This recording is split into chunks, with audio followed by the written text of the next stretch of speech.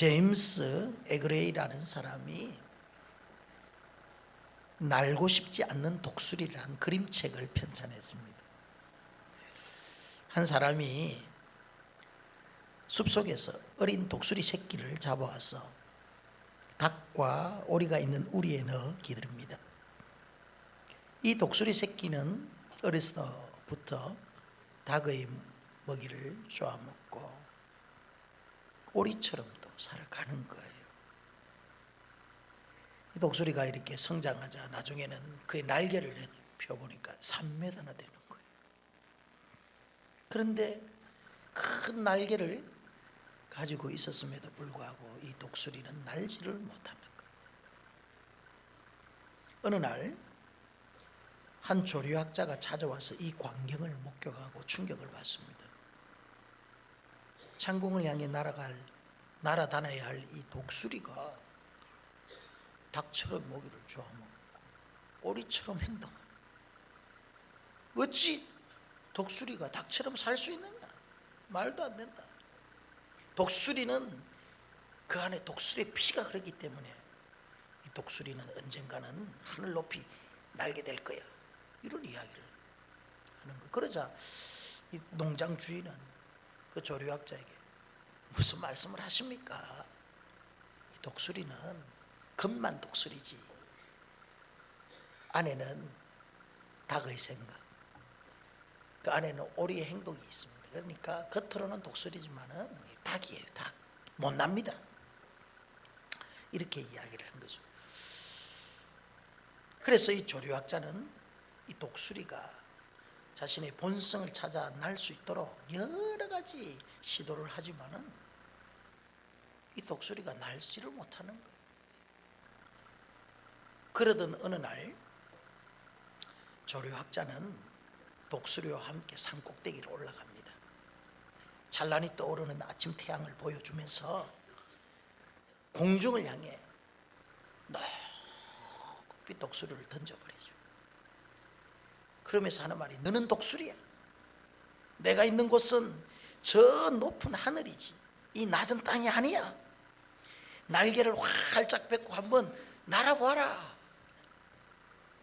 그래서 이 독수리는 말이죠, 기뚱기뚱거리는 거 중심을 못 잡는 거예요, 처음에는. 그런데 갑자기 독수리가 말이죠, 날개짓을 하면서 균형을 잡고 기류를 타고 올라가는 거예요. 그래서 이 독수리는 자신의 본래의 모습을 되찾았다는 것이죠. 마이크 하워링이 뜨니까 조금만 좀 낮춰주시면 좋겠네요. 무엇을 말합니까, 여러분? 독수리는 독수리다워야 되죠. 독수리만이 가지고 있는 정체성이라는 게 있습니다. 이 정체성의 상실은 존재 가치의 상실을 말하는 것입니다. 만약에 공중의 제왕인 이 독수리가 매일 닭처럼 모기 주워 먹고 오리처럼 꽥꽥거리고 산다면은 독수리가 아니겠죠, 그죠?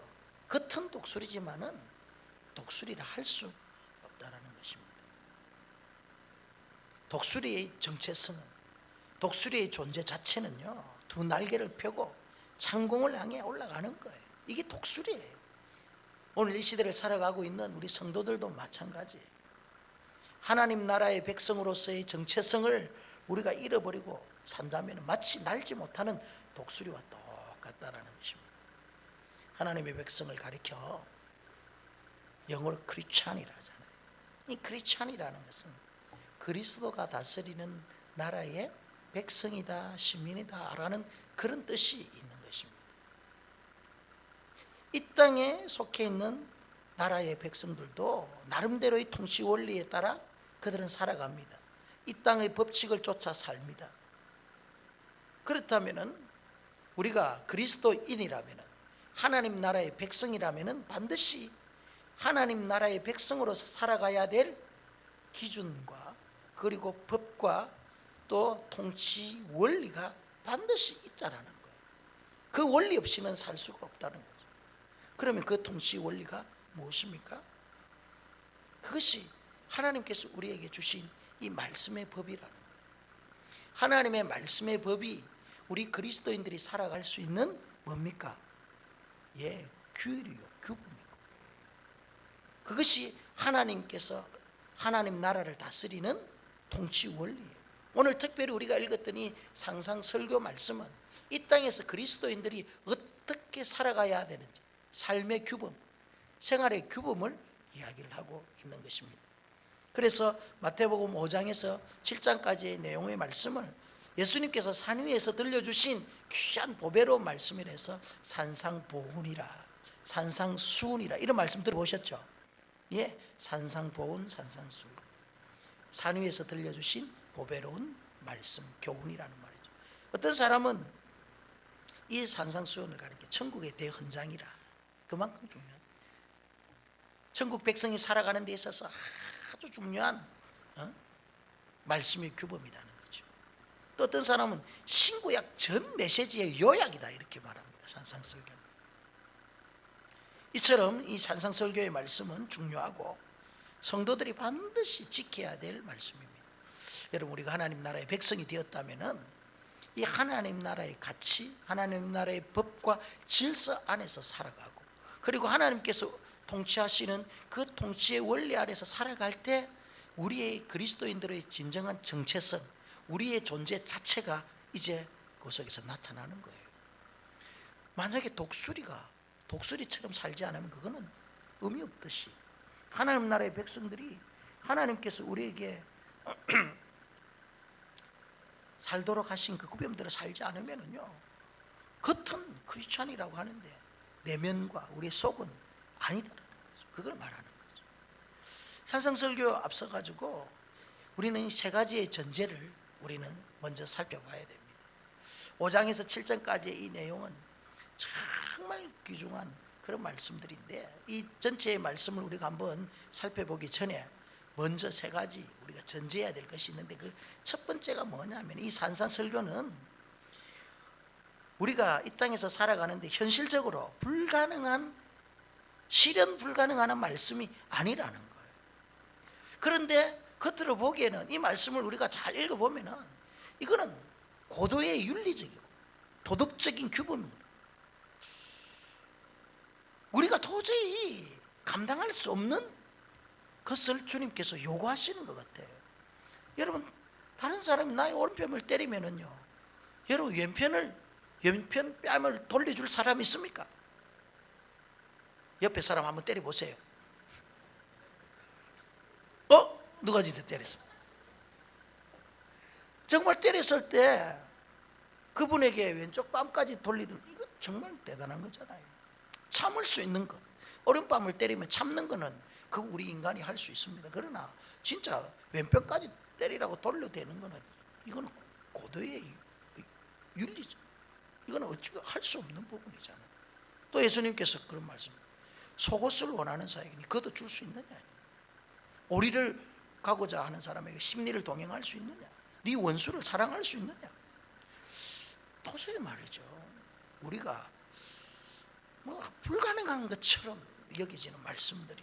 그런데 이 산상설교, 예수님께서 우리에게, 그리스도인들이 이 땅을 살아가면서 우리에게 주신 이 삶의 규범은 실현 불가능한 말씀이 아니다라는 것을 전제를 하고 들어가야 되는 것입니다.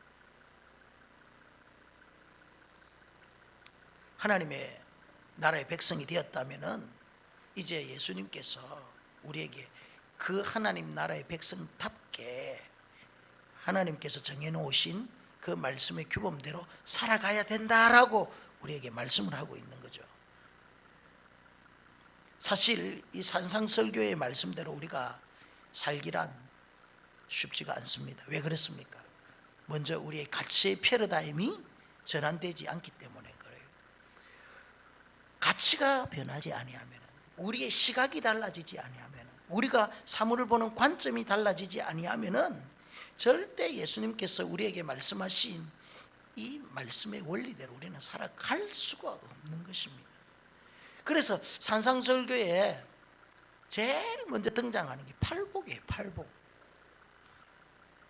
8가지의 복을 말씀하는데 왜 복에 관한 말씀을 제일 먼저 하십니까?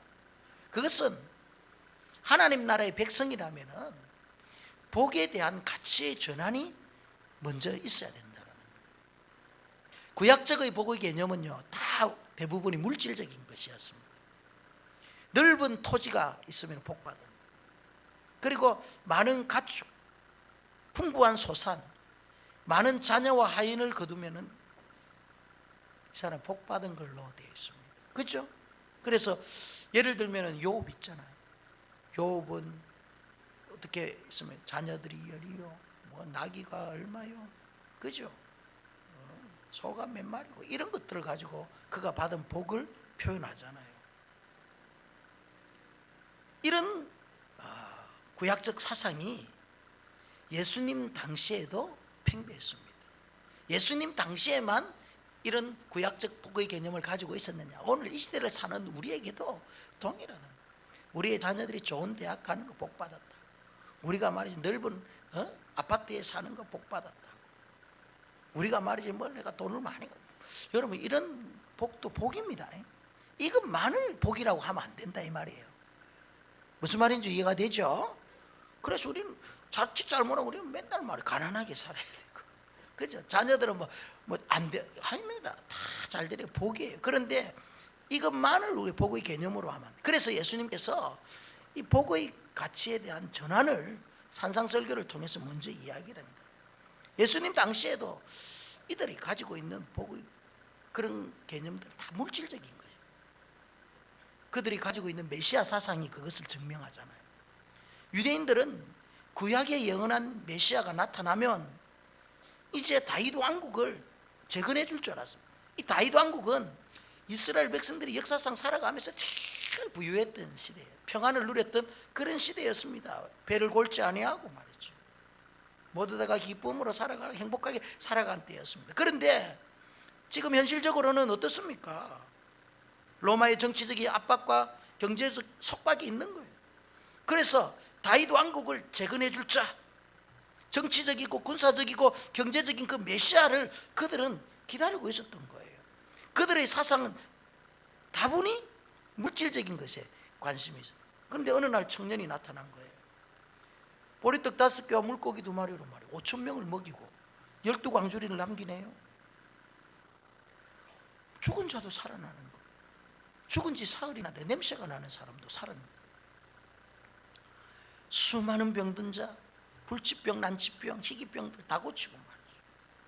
또 귀신 들려가지고 말이죠, 발작하는 사람들 일으키고 귀신을 쫓아내고, 그들의 현실의 문제를 이 청년이 해결해 주더라는 거예요. 나사렛 조그만 동네에서 태어나고 자란 이 예수가 그들을 현실적인 문제를 해결해 주는 거예요. 그래서 그들에게는요, 이 예수가 왜 그들에게 있어서 구약에 다윗 왕국을 재건한 메시아인 줄 알았던 거예요. 예수님을 따르는 거죠. 그래서 예수님께서는 지금 이 이스라엘 백성들에게 물질적인 이 메시아와 간에 사로잡혀 있는 사람들에게 산상설교를 통해서 진정한 복이 뭔가를, 그러니까 복에 대한 가치의 전환을 예수님께서 지금 말씀하고 있는 거예요. 그래서 첫 말씀이 뭡니까? 그것이 바로 물질의 개념에서 영적 개념으로 팔복을 통해서 그들의 가치를 전환시킵니다. 땅의 개념에서 하나님 나라의 개념으로 가치를 바꿔버리죠. 심령이 가난해야 복이 있다는 거예요. 가난함과 복이다. 가난함이 복이다. 애통하는 것이 복이다. 줄이고 목마른 것이 복이다. 그렇게 복의 개념을 땅에 있는 것에서 하늘에 있는 것으로, 물질적인 것에서 영적인 것으로 이렇게 예수님께서는요, 가치의 전환을 일으켜 주신 거예요.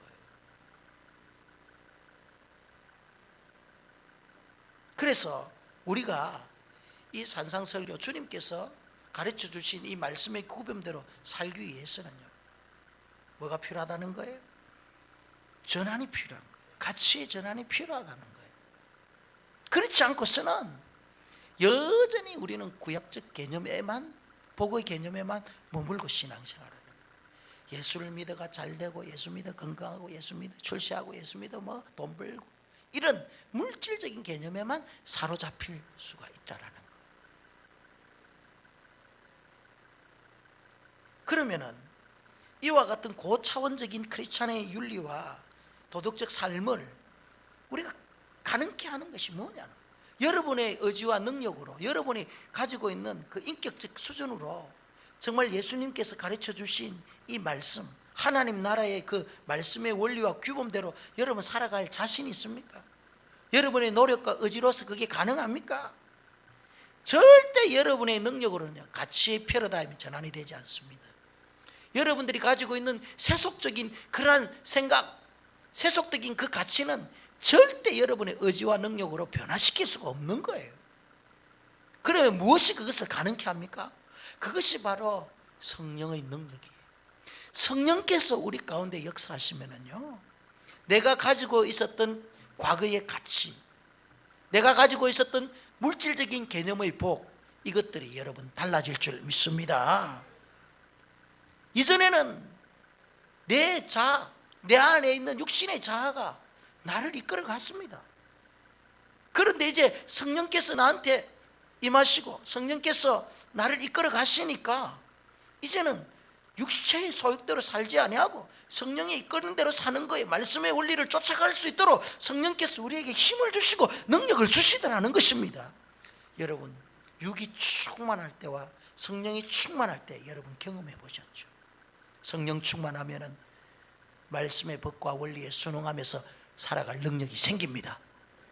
그러나 육이 나를 다스리기 시작하면은 하나님의 말씀의 원리, 규범, 이거는 온데간데 없는 거예요. 내 편한 대로, 내 생각대로 살아가는 거예요. 내가 가지고 있는 신념, 내가 가지고 있는 지식과 경험이 나를 이끌고 가는 거죠. 그래서 여러분, 성령 충만하지 않고서는 하나님 나라의 가치를 결코 추구할 수 없습니다. 육신의 정욕과 내 안에 있는 성령이 항상 갈등을 일으키기 때문에 그래요. 그래서 갈라디아서 5장 16절 17절에 보면 너희는 성령을 따라 행하라. 그리하면 육체의 욕심을 이루지 아니하리라. 육체의 소욕은 성령을 거스리고 성령은 육체를 거스리나니 이 둘이 서로 대적하므로 너희가 원하는 것을 하지 못하게 하려 함이니라. 그러니까 여러분, 우리가 예수를 믿고 이제 하나님 나라의 백성으로 살아가려고 하니까 내 안에 있는 그 이전의 옛 습관들, 육체의 소욕이 나를 막 지배하는 거예요. 옛날의 모습대로 살려고 나를 끌어다니는 거예요. 그런데 또 내 안에 새로운 법, 성령의 법이 이제 내 안에 있으니까 두 사이 막 갈등하는 거예요. 싸우다가 누가 이기느냐에 따라 내가 성령의 사람이 될 수 있고 나는 육체에 속한 사람이 될 수 있는 거예요. 예수를 믿어 또 육체에 속한 그리스도인으로서 살아가든지, 성령께서 나를 다스리는 성령의 사람으로 이렇게 신령한 그리스도인으로 살아가는지, 이것은 말이죠, 우리 내면에 있는 이 두 본성의 싸움에서 누가 승리하느냐에 따라서 그 결과는 달라지는 거죠. 우리 속에 있는 한 자아는 말씀의 교훈과 법을 쫓아 살려고 노력하지만은 또 다른 자아는 육신의 정욕을 쫓아 살려고 하는 거예요. 이 두 자아가 항상 긴장 관계에 있다는 거예요. 그런데 우리 내면에 거룩한 하나님의 영으로 충만해지기 시작하면은 육의 자아는 내 삶에서 영향력을 발휘하지 못할 줄 믿습니다. 하나님의 영이 나를 지배하는 것은, 나를 다스리고 나를 지배하는 것을 성경은요, 속사람이 강건해졌다 이렇게 이야기를 합니다. 저는 우리 가수원교회 성도들이 속사람이 강건해지기를 주님의 이름으로 축원합니다. 반면 세상의 것, 육신의 것이 자아를 이끄는 것을 가리켜 무엇에 취했다 이런 표현을 씁니다. 어디에 취했다, 어디에 빠졌다 이런 말. 내가 육체의 정욕과 육신의 자아를 쫓아 살아가면은 나는 분명히 어디에 빠져 있는 거예요. 어디에 취해 있는 거예요. 그래서 대표적으로 에베소서 5장 18절 말씀에 술 취하지 말라. 이 술을 취하다는 건 내가 어디에 빠져 있다, 누구로부터 내가 지배를 받는다라는 거죠. 이는 방탕한 것이 오직 성령의 충만함을 받으라. 어디에 취해 있는 것, 내가 빠져 있는 것, 지배를 당하는 것, 이거는 대표적인 육신의 자, 세상이 나를 지배하는 모습이에요. 어떤 사람은 돈의 지배 아래에 있습니다. 그러면 돈에 취한 거예요. 어떤 사람은 세상적 명예에 빠져 있는 사람, 이런 사람은 그게 취해져 있는 거예요. 어떤 사람은요, 취미생활에 빠져 있습니다. 취미는 좋은 거지만은 취미에 취하거나 빠지면 곤란하죠. 어떤 사람은 도박에 빠져 있는 사람, 어떤 사람은 게임에 취해 있는 사람. 이게 모두 다가 육신의 정욕이 나를 이끄는 거예요. 그래서 세상에 취하면은 하나님 백성의 삶의 기준과 법인 이 산상설교를 도저히 성취할 수 없다는 거예요. 세상에 취하면 안 되는 거예요. 그래서 이 산상설교, 주님께서 우리에게 들려주신 이 말씀의 교훈대로 우리가 살아갈 수 있는 능력은 오로지 위로부터 부어주시는 그 성령의 능력으로 충만해질 때 가능하다는 거예요. 믿습니까? 예수님 제자들을 보세요. 성령 받기 전에 이들은 세상에 취했던 사람의 대표적인 모델이에요. 예수님을 출세의 수단으로 삼았다니까요. 메시아의 왕국이 임하면은 한 자리씩 얻을 줄 알았어요. 예나 지금이나 이 권력 주변에는요, 자신의 이기적 욕망을 채우기 위한 수많은 사람들이 몰려듭니다. 예수님 당시에도 마찬가지였죠. 제자들도 예외가 아니었다는 거예요. 제자 훈련 3년 동안 받았습니다. 여러분, 하나님의 존재가 이 땅에 육신을 입고 내려왔습니다. 그분이 그들에게 직접 말씀을 가르쳤습니다. 하나님의 그 능력을 그들의 눈앞에서 직접 보게 했습니다.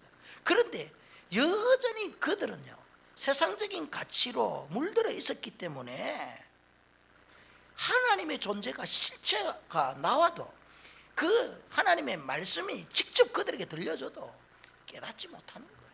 성령 받기 전에는 그들은 다분히 인간적인. 그런데 그들을 진정으로 변화시킨 것이 무엇이었습니까? 오순절 성령의 역사를 경험하고 성령을 받으니 제자 훈련의 효과가 극대화되어지고, 성령을 받으니까 주님의 말씀이 기억나기 시작하고, 그들에게 했던 말씀이 이해가 되고, 성령 받으니 산상설교의 말씀을 그들이 실천하며 결국은 자신의 목숨까지도 초기와 같이 그리스도를 위해서 불사를 수 있는 그런 자들이 되더라는 거예요. 오늘 이 시대를 살아가고 있는 우리 그리스도인들이 이 하나님의 말씀과 법대로 살기 위해서는요, 여러분들이 의지 안 됩니다. 여러분 의지는 작십삼일이에요. 내 신념 그것도 아무 의미가 없는 거죠. 여러분이 가지고 있는 고귀한 인격, 그거는 하나님의 의에 비하면 그거는 누더기와 같은 거예요.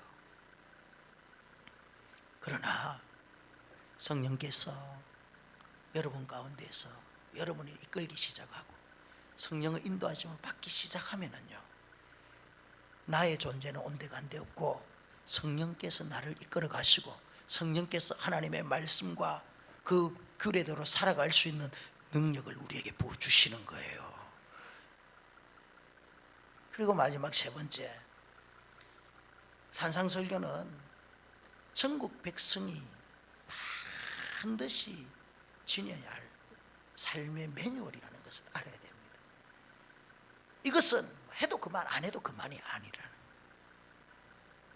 그런데 중요한 것은 죄인들은요, 죄인된 사람들은 자신이 죄인이라는 사실을 알기 때문에 그 수준에 미치지 못하면, 내가 그 수준에 도달하지 못하면은 자꾸 그 기준을 낮추려고 하는 경향이 있습니다. 오늘 우리의 문제가 뭡니까? 내가 안 되니까, 잘 못하니까 자꾸 기준을 말이죠, 낮추는 거예요. 변하지 아니하는 그 하나님의 말씀의 원리에 우리가 맞춰야 되는데 자꾸 그 기준을 나의 기준, 나의 눈높이로 맞추면서 신앙생활을 하는 거예요. 하나님의 법은 온데간데 없고 내 법대로, 내 기준대로, 내 상황대로, 내 환경에 따라서 이제 내가 순종하려고 하는 거예요. 그래서 이 산상설교, 하나님의 말씀은 우리 크리스찬의 삶의 기준이에요. 그것이 잣대예요. 다림줄이란 말이에요. 다림줄이 뭔지 알죠? 건축의 현장에서 말이죠, 줄을 내리는 거예요. 그 줄이 기준이잖아요. 그 기준을 쫓아서 우리가 신앙의 벽돌을 쌓아 올릴 때 변하지 않고 쭉 올라가는데, 이 다림줄이 없으니까 말이에요, 내 눈대중으로 계속 하니까 나중에 가니까 다 삐뚤어지고 틀어지고 그러잖아요. 우리의 신앙을 말이죠, 하나님의 말씀의 원리, 변하지 아니하는 그 말씀에 맞춰 가야 돼요. 상황에 우리가 하나님 말씀을 맞추는 게 아니라는 거예요. 그래서 이 산상설교는 하나님의 백성들, 그리스도인들이 주님의 통치와 법 아래 사는 자들이 지켜야 될 규범이라는 거예요. 이 규례와 이 법규를 쫓아 우리가 살면 이때부터 우리의 삶에 놀라운 일들이 일어나는 거예요. 하나님께서 우리 인생 가운데 개입하여 주시고 말씀의 원리를 쫓아 살아가는 사람들에게 하나님께서 때로는 기적을 일으켜 주시고 세상 사람들이 이해할 수 있는 없는 그런 일들을 일으켜 주시는 거예요. 그래서 그 결과 말이죠, 마태복음 5장 16절처럼 세상 사람들이 하나님께 영광을 돌리는, 우리가 하나님께 영광을 돌리는 게 아니고 우리의 그러한 삶의 모습들을 바라보면서 그들을 봤을 때는 도저히 할 수 없는 일들을 그리스도인들이 성령의 능력을 힘입어서 하더라는 거죠. 그러니까 그것을 본 많은 세상의 사람들이 야, 하나님 살아있구나, 하나님 역사하는구나, 하나님 진짜 계시네, 이렇게 하나님께 영광을 올려드리라는 거예요. 구약시대에도 하나님의 백성들이 지켜야 될 법들이 있었습니다. 레위기 18장 3절에서 4절 보면은요, 너희는 너희가 거주하던 애굽 땅의 풍속을 따르지 말며 내가 너희를 인도할 가나안 땅의 풍속과 규례도 행하지 말고 너희는 내 법도를 따르며 내 규례를 지켜 그대로 행하라, 이런 말씀이 있어요. 그러니까 이스라엘 백성들이 과거에 애굽의 종노릇 했잖아요. 그러니까 그들은 애굽 땅의 풍속을 가지고 있었던 거죠. 옛 습관을 가지고 있었다는 거예요. 노예 습관, 애굽 나라에서 살던 그 습관, 그리고 그들이 차지할 가나안 땅에 갔으니까 그 가나안 사람들이 사는 삶의 방식이 있더라는 거예요. 그거 따르지 말아라는 거예요. 오로지 누구의 법? 하나님의 법대로, 내가 너에게 준 그 말씀의 법대로 살아라는 거예요. 오늘날 많은 그리스도인들이 이 땅 살아가면서 하나님의 법보다는 말이죠, 세상의 트렌드, 세상의 기준, 세상의 시대 풍조를 쫓아 살아가는 거예요. 세상이 다 이러니까, 세상이 이렇게 사니까 하나님의 말씀의 법과 기준은 제껴놓고 세상의 방식대로 가는 거예요. 가나안의 풍속을 따르고 그리고 애굽 땅의 풍속을 따르면서 사는 거예요. 구별되지 못했다는 거죠. 그래서 우리 성도들이 이 세상 풍조를 따르지 않고 시대의 가치를 쫓지 않기 위해서는 우리의 삶에 분명한 매뉴얼이 있어야 되는 거예요. 그 매뉴얼을 쫓아 우리가 사는 거예요. 이렇게 하라 하면 하고, 하지 마라 하면 안 하고, 이것이 말씀의 매뉴얼을 쫓아 사는 그리스도인들의 모습이라는 것입니다. 신약시대를 살아가고 있는 여러분들은요, 주님으로부터 우리가 이 땅에서 어떻게 살아가야 될지를 우리가 다 말씀을 통해서 교훈을 받은 사람입니다. 그래서 이것은 불가능한 것이 아니라 주님께서 이렇게 말씀하셨고 주님께서 그렇게 사셨기 때문에 우리가 예수 그리스도를 영접하고 우리 안에 예수 그리스도께서 주인이 되신다면은 이 같은 삶이 결코 불가능한 삶이 아니고 반드시 우리가 그렇게 살 수 있도록 우리 안에 계신 예수님께서 우리를 이끌어 주신다라는 거예요. 그러기 위해서는 우리는 이제 주님만을 바라봐야 돼요. 예수님의 제자들이 탄 배가 갑자기 바람에 의해서 요동치고 있을 때 주님께서 그 가운데 물 위에 걸어오시는 거예요. 놀라죠. 물 위에 사람이 걸어오는 게 뭐 귀신이지 뭐, 유령이다 뭐 귀신이다 이렇게 놀라 자빠진 거죠. 이때 주님께서 안심하라, 내니 두려워하지 마라. 그러니까 베드로가 주여 만일 주시거든 나를 명하여 물 위로 오라 하게 하소서. 그러니까 예수님께서 그래 와라 이랬을 때 이 베드로가 물 위에서 배 위에서 물 위로 뛰어내립니다. 그리고 예수님만을 바라보며 걸어갑니다. 여러분, 배 위에서 뛰어내려가지고 물 위로 걸어가는 이 삶이 그리스도인의 삶이에요. 주님만을 바라보고 가는 삶이에요. 그런데 문제는 무엇입니까? 주님께 시각을 고정해야 될 우리 그리스도인들이 이제 시각이 분산되지는 거죠. 성난 파도가 보이기 시작하고 거센 바람 치는 것이 보이기 시작하면서 환경에 의해서 주눅이 들어버려요. 상황에 의해서 포로가 되어버리는 거예요. 그러니까 주님을 바라보지 못하고 마음에 두려움이 생기니까 어떻게 합니까? 물 아래로 빠져들어가는 거죠.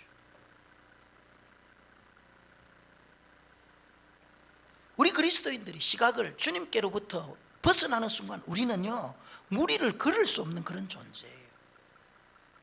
그러나 주님만을 바라보고 주님 나는 지금 무리를 걸을 수 없지만은 주님께서 나를 무리로 걸어오라 명하시면은 내가 그 무리로 걸어가겠나이다. 주님 나는 절대로 저 사람을 용서할 수 없습니다. 그러나 주님께서 나에게 용서할 힘을 주시면 내가 용서하겠나이다. 주님 저는 나의 기득권과 이 내가 가지고 있는 이 모든 것도 포기할 수 없겠지만 주님께서 포기하라 하시면 내가 포기하겠나이다. 포기할 힘을 주옵소서. 이런 고백이 있을 때 그리고 그러한 삶을 살 때 여러분의 인생은요 무리를 걷는 그런 인생을 사는 거예요. 주님 바라보고 가면은 무리를 걸어가는 역사가 일어날 줄 믿습니다.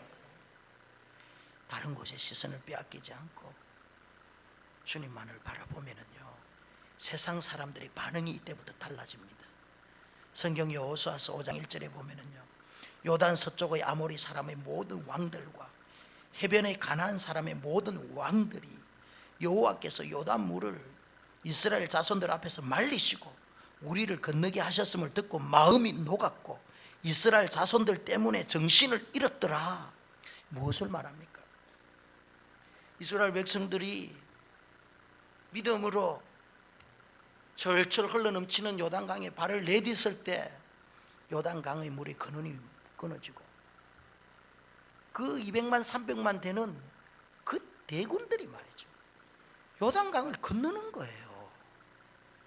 우리가 이 땅에 믿음으로 요단강에 발을 내딛고 하나님의 말씀에 순종하고 요단강을 건너가면은 어떤 일이 벌어집니까?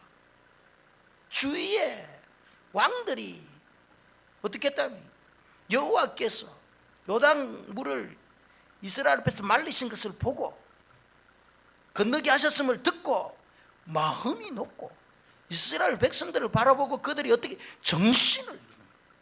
저는 우리 가수원교회 성도들을 세상 사람들이 바라보고 좀 정신이 한 번씩 혼미해지기를 바랍니다. 하나님께서 여러분들 가운데 행하신 일들을 그들이 듣고 그들이 마음이 녹아지기를 바랍니다. 우리가 말이죠 세상 사람들이 불가능하다고 이 말씀 도저히 오늘 이 시대에 도저히 감당할 수 없는 그런 말씀이라고 하지만 우리가 성령의 능력을 가지고 그 말씀대로 믿음으로 순종하고 나아갈 때 요단강이 갈라지고 홍해가 갈라지고 반석에서 물이 터지고 하나님의 기적의 역사들이 막 나타나는 현장을 보고 세상 사람들이 마음이 녹고 정신을 잃는 이런 일들이 일어날 줄 믿습니다. 이것이 하나님 나라의 백성들이 살아가는 거예요. 살아가는 말씀을 마무리하겠습니다. 한상설교의 말씀은 주님만을 의지하고 하나님 나라의 통치 원리와 법을 따라 행하는 모든 자들에게 주어진 축복의 말씀이에요. 실현 가능한 말씀입니다.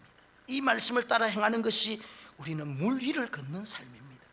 그러나 말씀의 법에서 이탈하고 시각을 주님에게서 멀어지는 순간 우리는 물속에 빠질 것입니다. 상황과 환경의 포로가 되어 산상선교의 말씀을 우리는 도저히 지킬 수 없는 그런 자들이 될 것입니다. 어렵지만 성령의 도우심을 받아 물 위로 걸어가는 성도가 되기를 주님의 이름으로 축원합니다. 여러분들의 정체성, 우리의 존재 가치를 재발견하는 그런 자들이 되기를 주님의 이름으로 축원합니다. 주님의 인격과 성품이 우리의 삶 속에 드러나기를 주님의 이름으로 축원합니다. 이 모든 일이 나의 의지와 나의 능력으로 될 수 없음을 알고 성령의 은혜를 사모하는 그런 자들이 되기를 주님의 이름으로 축원합니다.